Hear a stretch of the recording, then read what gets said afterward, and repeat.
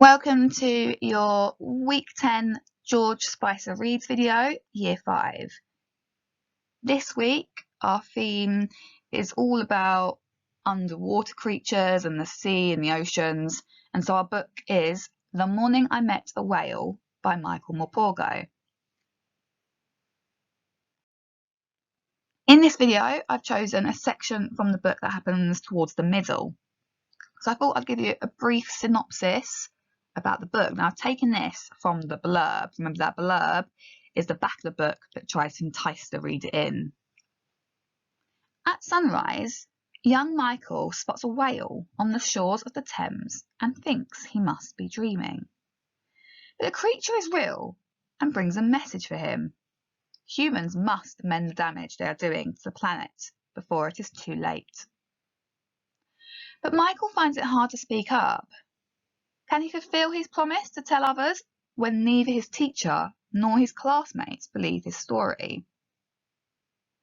Now, already this has hooked me in. Finding a whale on the shore of the Thames. Now, think about the River Thames can be quite narrow at parts, and the shore, we don't have the widest shores along the river.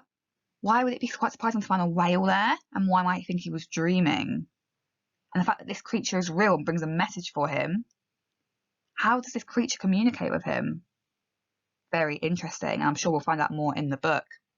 Now, my question for you is, what articles from the United Nations Convention of the Rights of the Child does this book relate to? Obviously, as an RRS, so Rights Respecting School, we do look at the UNCRC articles quite a lot. Now, I found at least 2 or 3 I think go really well with this book. You might find slightly different ones. At the end of this video, I'm going to explain that to you, and I might even have a little task for you to do on top of this reading activity, and I'd love to see some of you try this for me. It'd be absolutely brilliant. So we've got a bit of a glossary here. There's about 3 words I thought are slightly tricky and you might not have heard of before. So we've got this word thrash. So it means to swing or strike. Someone might thrash their tail, to swing their tail, to strike their tail. Got the word shallows, and you can see my lovely image here. The shallows are the shallow parts of a body of water. Think about going to a swimming pool. There's the deep end and then there's the shallow end, so it's opposite to deep. Has the least amount of water. Now we've got this word flurry. Now it means a short, intense period of something happening.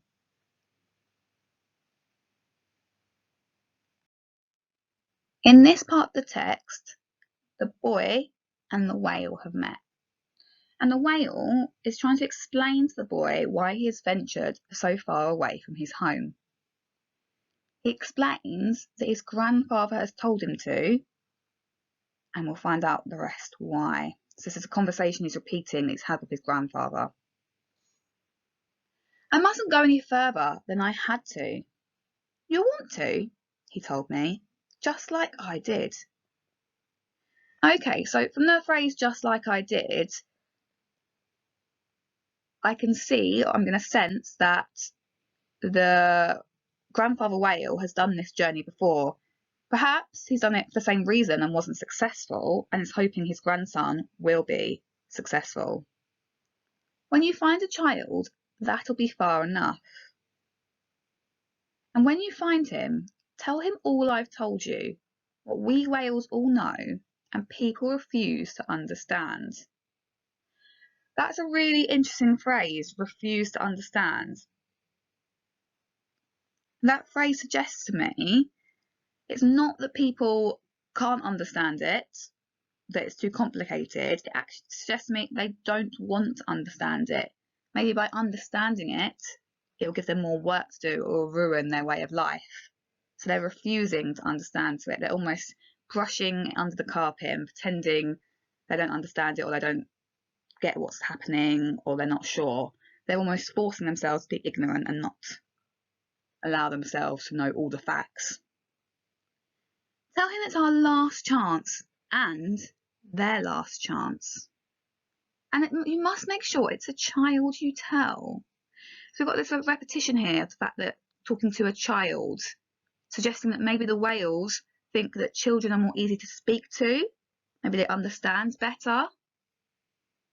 The old ones are greedy. They have hard hearts and closed minds. We're really getting a sense of whales' opinions of adults. It's just that they have hard hearts. Maybe they don't care about other creatures or other animals. All they care about is themselves. And closed minds. So they haven't got that lovely growth mindset that we all try to aspire to. They've got that fixed, closed mind. They won't accept other opinions or other beliefs. Or they would not have done what they have done. Okay, so this really suggests that what adults have done has been quite a bad thing, and they've done this because they've got closed minds and hard hearts. It suggests they're quite selfish, or at least this is what the grandfather whale thinks about adult humans.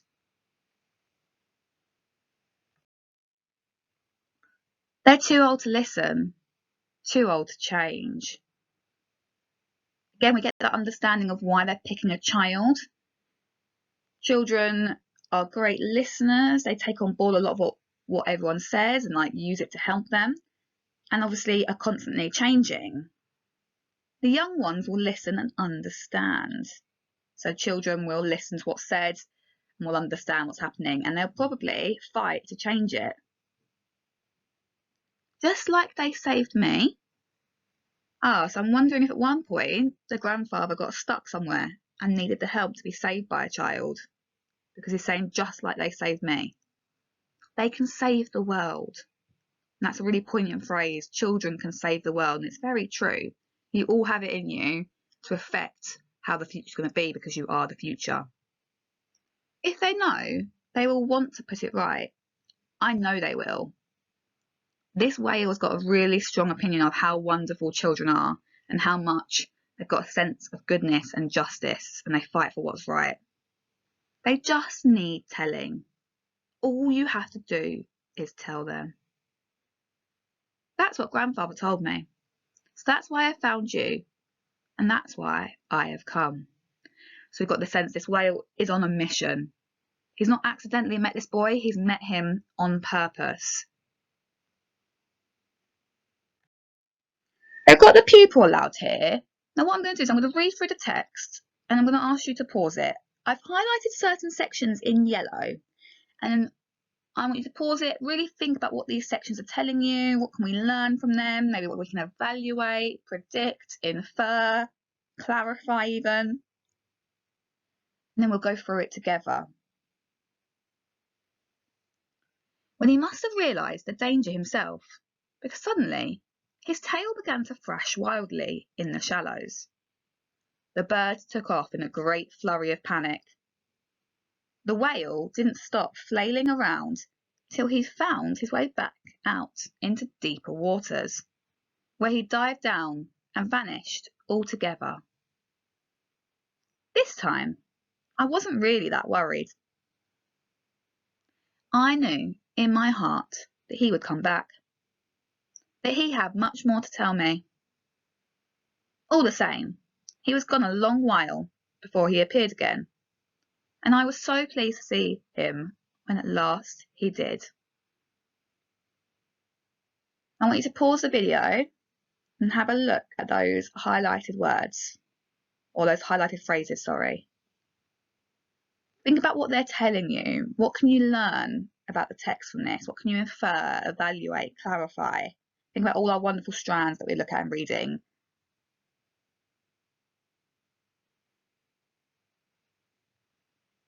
Okay, let's look at that phrase, his tail began to thrash wildly. We looked at the word thrash earlier in the glossary, and it means to swipe or strike, to flick. If his tail began to thrash wildly, and think about that word wildly, suggests that he's in a panic mode. He's trying to fix something, and we can get that further from the fact that it says the danger. He's in some sort of danger, and he's trying to get himself out of it.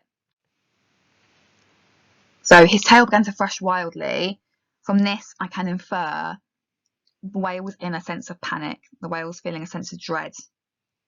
He's worried about what's happening. He's trying to escape, And that phrase wildly, he's not calm, he's not collected, he's doing it in a panic, he's doing it in a wild way.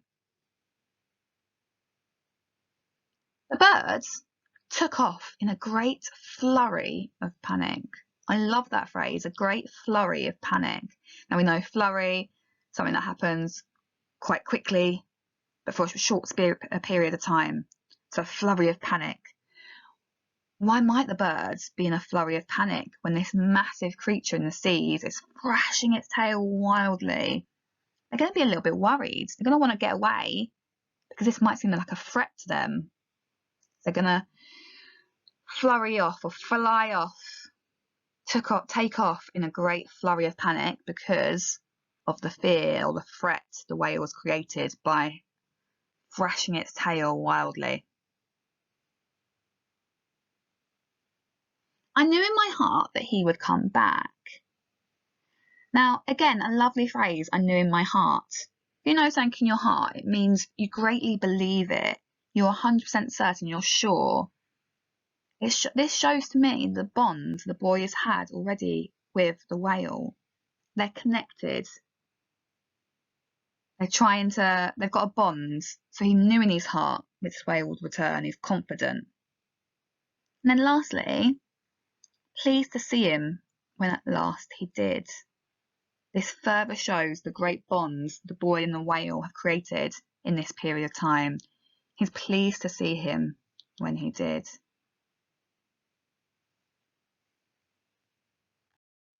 Now we're going to try a question together. So I've got this little snippet of text. I'm going to read through it and then I'm going to read through the question. We're going to explain it, give you a chance to do it, and I'm going to talk through.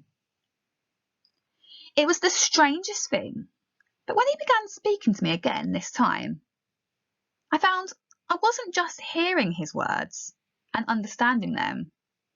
It was as if I could see in my mind everything he was telling me. I was seeing it all happen right there in front of my eyes. He wasn't just telling me, he was taking me round the world, round his world, and showing me. So our question related to this passage, what does this passage suggest about the whale? What does this passage suggest about the way the whale spoke to the boy? Now you'll notice underneath I've given this 2 marks. 2 marks suggests I'm going to have to use some evidence from the text. So I might have to put, in the text it says, in my answer. So I'm going to let you pause the video, have a think about this question. It is quite tricky.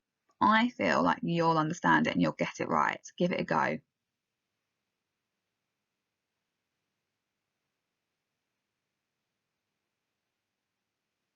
Okay, so let's look at this question again. What does this passage suggest about the way the whale spoke to the boy? So if we read through this passage again, let's have a look. It was the strangest thing, but when he began speaking to me again this time, I found I wasn't just hearing his words and understanding them. It was as if I could see in my mind everything he was telling me. I was seeing it all happen right there in front of my eyes. He wasn't just telling me, he was taking me round the world, round his world, and showing me. Now, some of you might think, oh great, he's managed to perform a spell, some magic, and he's taken around the world. But not quite true. It's his words that are almost creating this magical spell. He's using such descriptive and powerful emotive language that the words are painting this wonderful image, this wonderful picture in the boy's head. So it's like he was being taken around the world and being shown. So the way the whale spoke to the boy was in such a descriptive, emotive way as to make the boy see in his mind everything he was telling me. We know this is the case because in the text, the boy says, I was seeing it all happen right there in front of my eyes. The whale was painted such a beautiful and wonderful picture with his descriptive words that actually the boy can actually see what the whale has been telling him.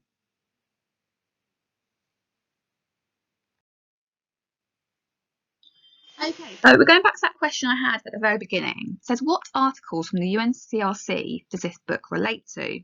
Now you can see at the bottom I've got 3 articles. So it says Article 24 talks about a clean environment, and Article 29, children should know about the threats of our environment. And we can see that in this section where it says, but the creature is real and brings a message for him. Humans must mend the damage they are doing to the planet before it is too late. So big clue there. Humans are damaging the planet. They need to fix this. Big clue to about the environment and the threats to our environment. The trickier one, I believe, was Article 12, respect for the views of the child. And this comes towards the end of our passage. But Michael finds it hard to speak up. Can he fulfil his promise to tell others when neither his teacher nor his classmates believe his story? Now, at George Spicer, we know we have a right to be heard. And we do have things like school councils, we have class discussions, and we make sure, as children, you get your voices heard.